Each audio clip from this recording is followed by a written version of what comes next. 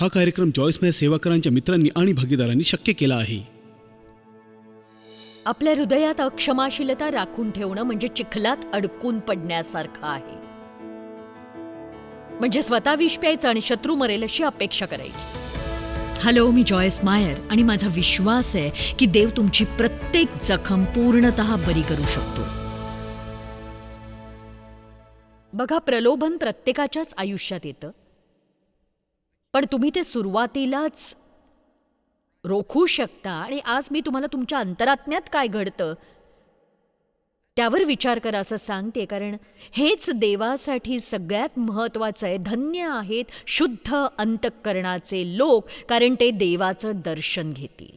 धन्य आहेत शुद्ध अंतःकरणाचे लोक, कारण ते देवाचं दर्शन घेतील. आता याचा अर्थ काय आहे सांगा मला? म्हणजे तुम्हाला देवाचं मार्गदर्शन अधिक स्पष्टपणे ऐकता येईल, तुमची निर्णय क्षमता वाढेल, तुम्हाला देवाच्या उपस्थितीचा अनुभव घेता येईल, तुमची शोभा केसांचे गुंफणे, सोन्याचे दागिने घालणे किंवा उंची, पोशाख करणे यात बाहेरून दिसणारी नसावी, तर जो सौम्य व शांत आत्मा देवाच्या दृष्टीने बहुमूल्य आहे त्याची, म्हणजे अंतःकरणातील गुप्त मनुष्यपणाची अविनाशी शोभा असावी. तुमच्या बाह्यरूपावर तुम्ही जितकी मेहनत घेता तितकीच आत्म्याच्या संवर्धनावर घेतलीत तर.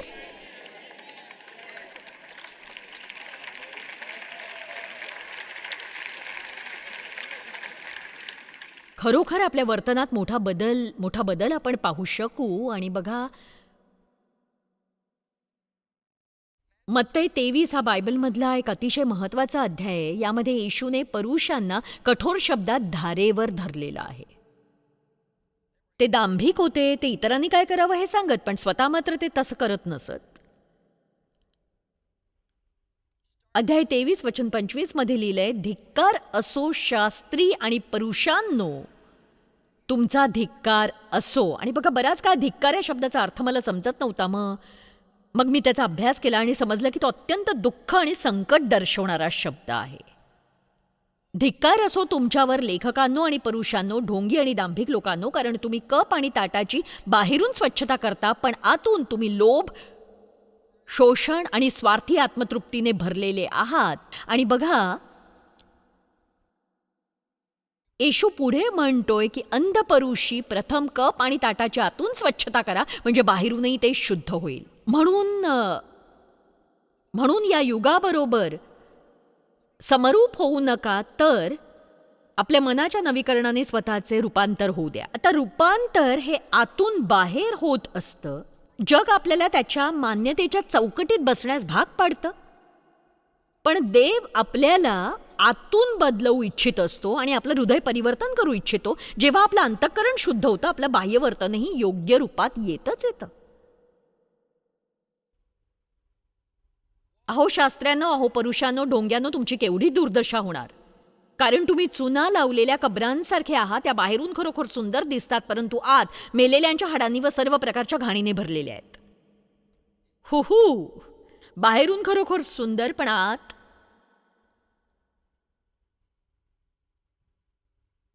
आत सर्व प्रकारच्या घाणींनी भरलेल्या आहेत. तसे तुम्हीही बाहेरून लोकांना नीतिमान दिसता, परंतु आत ढोंगाने व अनितीने भरलेले आहात. मी नुकताच एक विचार वाचला जो मला खूप भावला. प्रामाणिकपणाविषयी अभ्यास करताना वेगवेगळ्या व्याख्या मी पाहत होते, कारण आजच्या जगात ही गोष्ट फार कमी आढळते. आणि प्रामाणिकपणाचा एक भाग म्हणजे स्वतःच्या शब्दाला जागणं. आज कित्येक लोक म्हणतात त्याप्रमाणे वागत नाहीत. उदाहरणार्थ, मी डेंटिस्टची अपॉइंटमेंट घेतली की मला तिथून 4 वेळा फोन येतो मला आठवण करून देण्यासाठी. दरवेळेला मी डॉक्टरची अपॉइंटमेंट घेतली की मला 4 वेळा आठवण करून दिली जाते. कारण बघा, लोकांना इतक्या वेळा आठवण का करून द्यावी लागते? कारण खूप जण वेळेवर हजर होत नाहीत आणि फोन करून कळवण्याची तसदी घेत नाहीत. आजकाल प्रामाणिकपणाची इतकी कमतरता जाणवतीये ना. का? कारण आपल्यासाठी कुणी आदर्शच नाहीये समोर. आपण आपल्या पुढच्या पिढीसाठी चांगला आदर्श निर्माण करायला हवा. त्यांचं आयुष्य आधीच अडचणीत आहे. आपल्यामुळे आपण त्यांना अधिक अडचणीत टाकायची गरज नाही. मी फोन करेन असं म्हटलं तर तुम्ही त्या व्यक्तीला फोन करा. तुम्ही अपॉइंटमेंट घेताय तेव्हा उपस्थित राहा. उपस्थित राहू शकत नसाल तर कमीत कमी समोरच्या व्यक्तीला फोन करून त्याची माहिती द्या की मी येऊ शकणार नाहीये. म्हणूनच मी प्रामाणिकपणावर एक अभ्यास करत असताना वाचलं की आध्यात्मिक प्रामाणिकपणा म्हणजे स्वतःकडे कठोरपणे, तटस्थपणे आणि प्रामाणिकपणे पाहण्याची क्षमता होय. बघा, कितीतरी लोक खरोखर हे करू शकतात की स्वतःच्या बाबतीत अधिक क्रूरपणे आणि प्रामाणिकपणे विचार करू शकतात ते, आणि हे खरंच महत्वाचं आहे. इफिस्करास अध्याय 4 वचन 22 ते 24 मध्ये म्हटलंय, ते असे की तुमच्या पूर्वीच्या आचरणासंबंधी जो जुना मनुष्य त्याचा तुम्ही त्याग करावा, तो कपटाच्या वासनांनी युक्त असून त्याचा नाश होत आहे आणि तुम्ही आपल्या मनोवृत्तीत नवे केले जावे. म्हणजेच तो म्हणतो जुन्या माणसाचा त्याग करा. साध्या शब्दात जुन्या माणसाचा त्याग करा. आणि 24 मध्ये म्हटलंय की नवीन मनुष्य धारण करा. पण 23 मध्ये म्हटलंय, बघा 23 हा ब्रिज आहे 22 आणि 24 मधला, आणि तुम्ही आपल्या मनोवृत्तीत नवे केले जावे. एक नवी ताजी आध्यात्मिक आणि मानसिक वृत्ती. आता बघा, मी जेव्हा या विषयावर अभ्यास करते मला वाटतं की आपल्याला 2 गोष्टींचं महत्त्व खोलवर समजलेलं नाहीये, आणि ते 2 आहेत आपले विचार आणि आपले शब्द. बायबल म्हणतं जीवे जीवन आणि मृत्यूचं सामर्थ्य आहे, आणि खरं सांगायचं तर आपण खरोखर यावर विश्वास ठेवला ना, माझ्या बाबतीत मी अजूनही काही प्रमाणात ज्ञानाचा अभाव अनुभवते, कारण मी अजूनही असं काही बोलते जे मी बोलायला नको असतं. मला माहिती आहे तुमचं असं होत नसेल, पण माझं असं होतं. बघा, माझं वरदान हे माझ्या मुखात आहे, परंतु तोच माझा सगळ्यात मोठा शापही ठरतो. कधी कधी आपल्याला आपलं मन सतत नवं करावं लागतं. बायबल म्हणतं प्रत्येक विचार येशू ख्रिस्ताच्या आज्ञेच्या अधीन असावा. प्रत्येक विचार. आता बघा, तुम्हाला अशा प्रकारची एक दुसरी शिकवण दुसऱ्या महिन्यात ऐकायला मिळेल, आणखी 1 महिन्यांनी ऐकायला मिळेल, पण किमान हा संदेश तुम्हाला काही दिवसांसाठी, कदाचित 1 किंवा 2 आठवड्यांसाठी. मला सांगा, किती जणांना आज मनाबद्दल एक चांगली गोष्ट ऐकायची?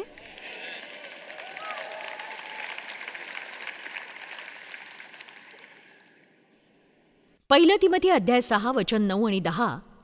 परंतु जे धनवान होऊ पाहतात ते परीक्षेत, पाशात आणि माणसांना नाशात व विध्वंसात बुडवणाऱ्या अशा मूर्खपणाच्या व बाधक वासनांमध्ये सापडतात. एक सांगू का तुम्हाला, तुम्ही संतुष्ट व्हायला शिकायलाच हवं आहे. तुम्ही म्हणाल, तुम्ही माझं आयुष्य जगला असतात तर तुम्ही असं म्हणाला नसतात. पण एक सांगू का, बघा, पौल म्हणाला की मी संतुष्ट कसं व्हायचं ते शिकलोय. कारण बघा, असंतुष्ट होण्याचा काही उपयोग नसतो हे माहितीये त्याला. असंतुष्ट होणं तुम्हाला हवं असलेलं कधीही मिळवून देत नाही.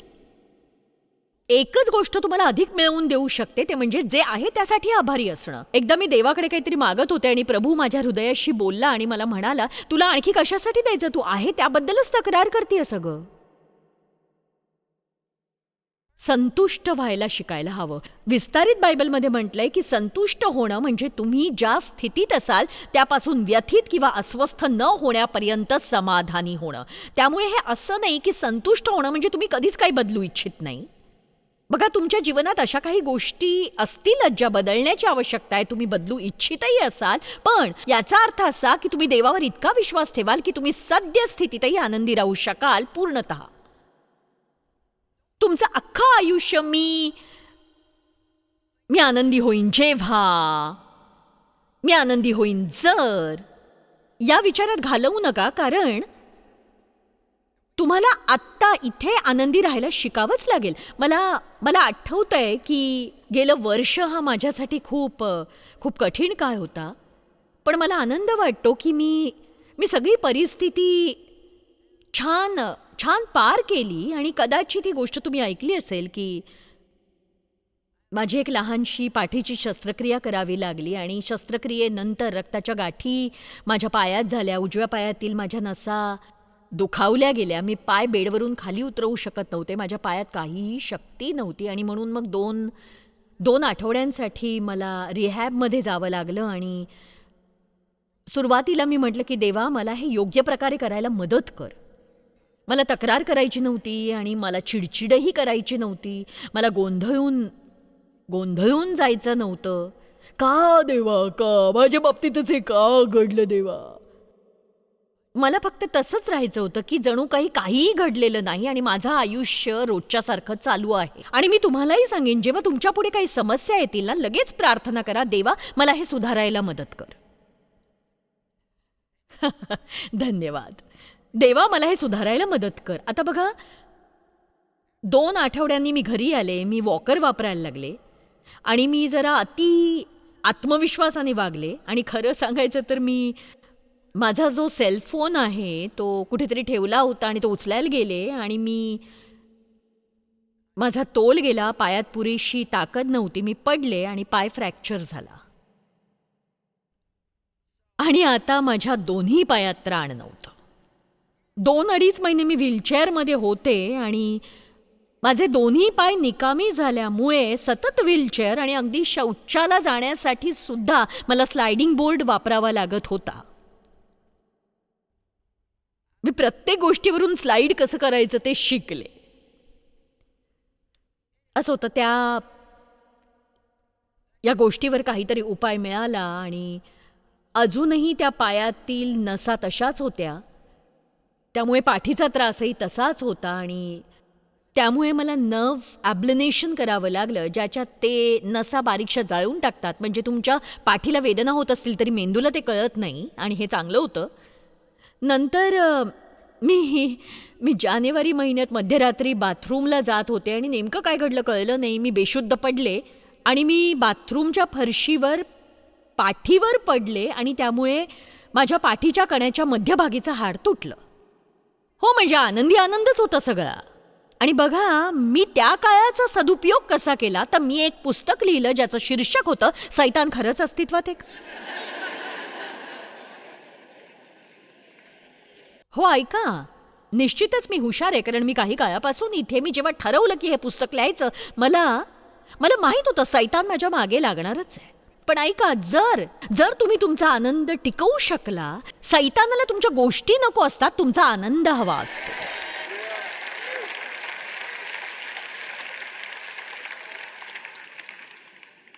गेल्या आठवड्यात माझा एक इम्प्लांट होता, एका दाताचा इम्प्लांट. आणि तुम्हाला माहीत असेल, ते आपल्या हिरडीमध्ये एक स्क्रू पिळतात आणि तो जुळून येण्यासाठी वाट बघावी लागते आणि मगच ते दात बसवू शकतात. आणि मला वाटलं की दात नसलेला उपदेशक फार चांगला दिसणार नाही, म्हणून ते करूनच घ्यावं आपण, नाही का?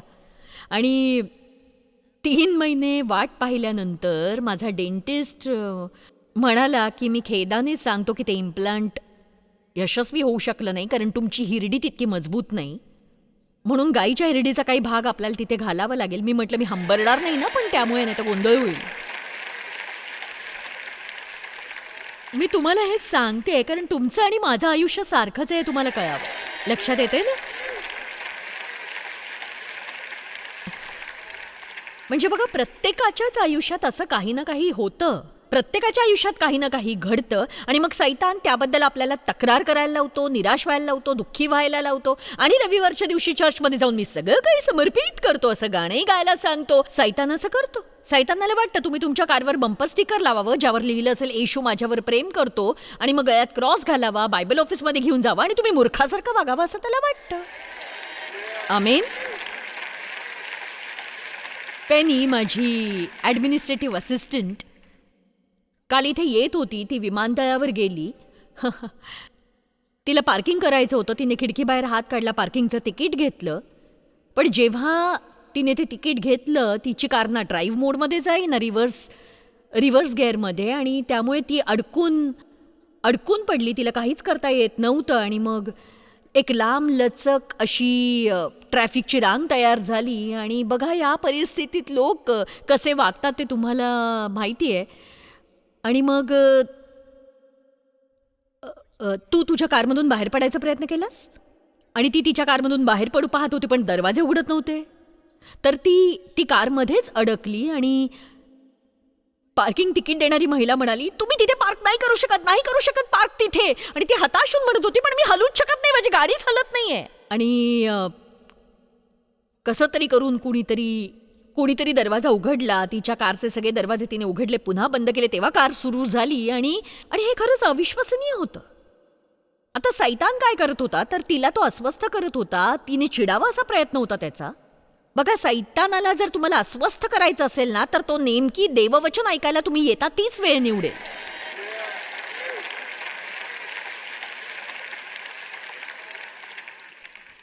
आपल्या आयुष्यात अशा विचित्र गोष्टी घडतात.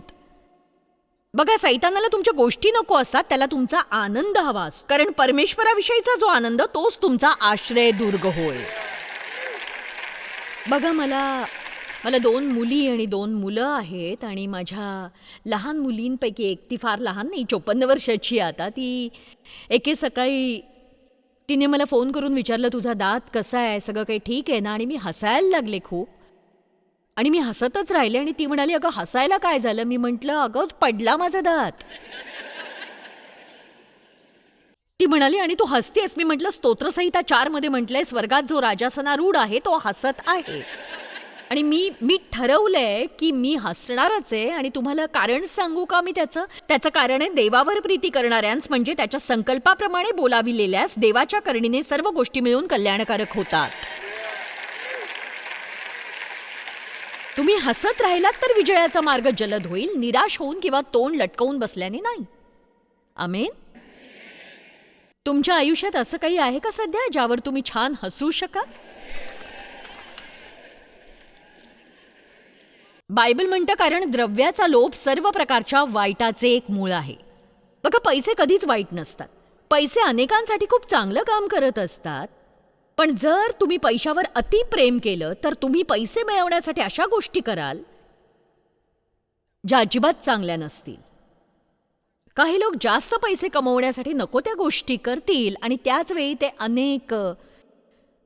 अनेक पापांमध्ये अडकतील. आणि मग देवाकडे दुर्लक्ष करणं, कुटुंबाकडे दुर्लक्ष करणं, जास्त पैसे मिळवण्यासाठी अप्रामाणिकपणा करणं. कधी कधी लोक खूप थकल्यामुळे किंवा ताणतणावामुळे व्यसनांकडे वळतात. म्हणजे त्यांना वाटतं की आपण व्यसनांच्या आधारे काही चांगलं जगू शकू. पण बघा, तुम्ही आयुष्याची 50 वर्ष सतत पैशाच्या मागे धावत राहता की पैशामुळे तुम्हाला आनंद घेता येईल. पण जेव्हा तुम्ही ते पैसे मिळवता तेव्हा तुम्ही इतके थकून जाता की त्या पैशाचा तुम्ही आनंदच घेऊ शकत नाही. कारण तुमच्यासोबत आनंद घ्यायला कुठलं नातच नसतं. अहो, पैशावर प्रेम करू नका, देवावर प्रेम करा आणि पैशाचा वापर लोकांच्या भल्यासाठी करा. आमेन. तुम्ही चिखलात खेळाल आणि चिखल लागणार नाही असं होईल. आता थोडंसं क्षमाशीलतेच्या अभावाबद्दल बोलूया, कारण त्याबद्दल आपण बोलत नाही. कदाचित इथे आलेले अनेक लोक कुणावर तरी रागावून आत्ता इथे आले असतील, बरोबर? तुम्हाला सांगू का, तो राग तुम्ही का धरून ठेवलाय? कारण तुम्हाला वाटतंय की तुम्हीच योग्य आहात. तुम्हाला नाही माहिती कसं वागलेत ते. पण मला माहिती येशूचा विचार काय, तो काय म्हणतोय, पित्या त्यांना क्षमा कर, कारण त्यांना नाही माहित ते काय करतायत. कारण येशूला जितकं वाईट वागवलं गेलंय तितकं कुणालाही वागवलं गेलेलं नाही. किंवा स्टीफनचा विचार करा, त्याला दगड मारले गेले. बघा, क्षमाशीलतेचा अभाव असणं म्हणजे चिखलात लोळण्यासारखंच आहे. ते हा प्रकार असा आहे की स्वतः विष प्यायचं आणि अपेक्षा करायची की शत्रू मरेल. मग देवाची काय अपेक्षा आहे? जे आपल्याला वेड्यासारखं वाटतं, पण तो म्हणतो की तुम्ही शत्रूंवर प्रेम करा. तो म्हणतो तुम्ही त्यांच्या आनंदासाठी प्रार्थना करा. तुम्ही म्हणाल, पण त्यांनी आनंदी व्हावं असं मला नाही वाटत. पण तुम्ही देवाला म्हणू शकता, देवा मला हे मान्य नाही, पण तरी सुद्धा मी प्रार्थना करेन, कारण तू मला हे करायला सांगतोयस म्हणून. बघा, जेव्हा आपण देवाने सांगितलं तसं करतो, मग आपल्याला भले काहीही वाटो, ते योग्य वाटो किंवा अयोग्य वाटो, ते आपण केलं तर आपलं जीवन बदलतं.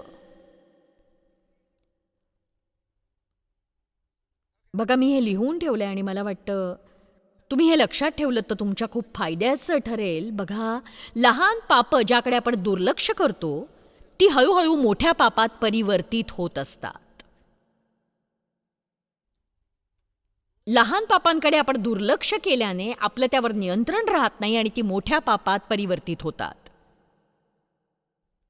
तुम्ही तेव्हा अडचणीत येता जेव्हा काही चुकीच्या गोष्टी तुमच्यावर ताबा मिळवतात आणि तुम्ही त्यावर नियंत्रण ठेवू शकत नाही.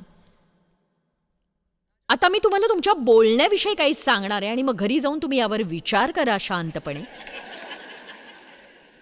किती जण अजूनही आनंदी आहेत की तुम्ही आज इथे आलात?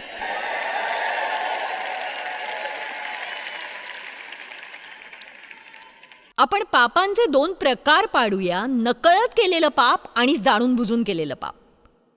नकळत पाप म्हणजे तुम्हाला कळतही नाही की हे तुम्ही पाप करताय.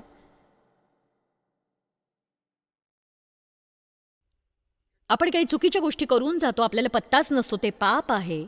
आणि बघा, पौल म्हणाला, कारण मी जो पूर्वी निंदक, छळ करणारा व जुलमी होतो, त्या मला त्याने विश्वासू मानून आपल्या सेवेकरिता ठेवले.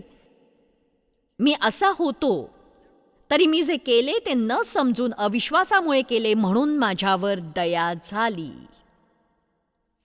तर बघा, असं आहे की कधी कधी आपण पाप करतो आणि आपल्याला कळतच नाही की आपण चुकीचं करतोय, जोवर देव ते आपल्याला दाखवून देत नाही. पण ज्या क्षणी हे समजतं की हे चूक आहे आणि तरी आपण ते करतो, तर ते जाणून बुजून केलेलं पाप आहे. आणि हाच तो क्षण असतो जेव्हा समस्या निर्माण होतात, जेव्हा तुम्हाला कळून चुकतं की तुम्ही चुकीचं करताय आणि तरीही तुम्ही ते करत राहता. बघा, जर देव तुमच्या आयुष्यात कुठल्या तरी गोष्टीबद्दल तुम्हाला वारंवार सांगत असेल आणि तुम्ही त्या गोष्टी टाळत असाल, पुढे ढकलत असाल, तर मग थांबा आणि उशीर करू नका. देव आजही येऊ शकतो, देव उद्याही येऊ शकतो. हे पाप तुमचं तारण हिरावून घेऊ शकत नाही, कारण तारण तुम्ही कष्टाने किंवा प्रयत्नाने कमवत नाही. तुम्ही फक्त येशूवर विश्वास ठेवता आणि त्याच्या कृपेने तुम्हाला तारण मिळतं. पण आपण योग्य वागायचं असतं, कारण आपण देवावर प्रीती करतो. येशूनं म्हटलं, जर तुम्ही माझ्यावर प्रीती करता, तुम्ही माझ्या आज्ञा पाळाल. येशूने कधीच असं म्हटलं नाही, जर तुम्ही माझ्या आज्ञा पाळाल तर मी तुमच्यावर प्रीती करीन. कारण देव आपल्यावर प्रीती करतो, मग आपण भले चांगलं वागो किंवा वाईट वागो, तो करतोच आपल्यावर प्रीती. आणि म्हणून जर आपण खरोखर त्याच्यावर प्रीती करत असू, तर आपण योग्य गोष्टी केल्या पाहिजेत. आणि ज्या क्षणी तुम्हाला कळेल हे पाप आहे, त्या क्षणी ते सोडून द्यायला हवं. आपण चालढकल करतो तेव्हा आपण खोटं बोलत असतो. आपण काय म्हणतो की मी योग्य वागेन, पण नंतर कधी? जेव्हा परिस्थिती सोपी असेल, जेव्हा माझ्या मनासारखं होईल. खरं तर चालढकल ही फसवणूक आहे, कारण तुम्हाला वाटतं तुम्ही कधीतरी योग्य वागाल, पण बघा, चांगले हेतू म्हणजे आज्ञापालन नव्हे, तर तत्काळ कृती म्हणजे आज्ञापालन आहे. चला तर मग शहाणे होऊया आपल्या विचारांनी, आपल्या शब्दांनी आणि आपल्या कृतींनीही. लक्षात ठेवा, हे सगळं आतून सुरू होतं. तुमचं खऱ्या अर्थाने स्वरूप काय आहे, फक्त आता या क्षणी नाही. तुम्ही बाहेरून व्यवस्थित दिसता, चर्चला जाता, पण तुम्ही आत कसे आहात? तुमचं खरं स्वरूप काय आहे? जेव्हा लोक तुमचं मन दुखावतात तेव्हा, किंवा तुम्ही गॉसिप करत असता, तेव्हा पवित्र आत्मा तुमचं लक्ष वेधून म्हणतो, हे थांबव बरं. तेव्हा तुम्ही त्या व्यक्तीला जाऊन सांगता का, मी जे बोलले ते योग्य नव्हतं, मी असं बोलायला नको होतं, मला माफ कर, मी पुन्हा असं नाही करणार. चला देवासाठी एक उत्कृष्ट व्यक्ती होऊया, कारण ख्रिस्तात देवाने आपल्यासाठी जे केलंय त्यासाठी आपण उत्तरदायी आहोत. फक्त साधारण आयुष्य, अर्धवट आयुष्य जगणं थांबवा आणि त्याऐवजी पूर्णतः देवाकडे वळा. त्याला समर्पित व्हा आणि त्याच्याशी आपलं नातं जोडा.